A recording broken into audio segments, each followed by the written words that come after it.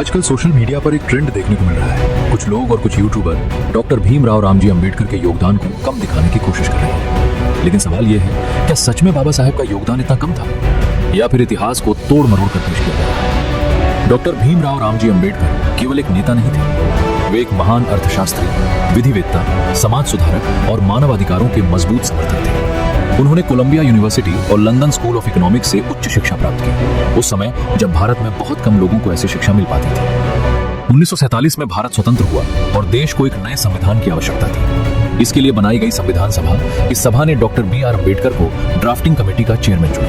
ये जिम्मेदारी छोटी नहीं थी, दुनिया के सबसे बड़े लोकतंत्र का संविधान तैयार करना। संविधान निर्माण के दौरान डॉक्टर अम्बेडकर ने कई महत्वपूर्ण सिद्धांतों को मजबूत किया। समानता का अधिकार, मौलिक अधिकार, अछूत प्रथा का अंत और सामाजिक न्याय की व्यवस्था। इन सिद्धांतों ने भारत को एक लोकतांत्रिक और समतामूलक राष्ट्र बनाने में महत्वपूर्ण भूमिका निभाई। लेकिन फिर सवाल उठता है, आज कुछ लोग उनके योगदान को कम क्यों दिखाते हैं? इसके कई कारण हो सकते हैं। बाबा साहेब ने जाति व्यवस्था की कठोर आलोचना की, उन्होंने समानता और अधिकारों की मांग की और उन्होंने समाज के पारंपरिक ढांचे को चुनौती दी।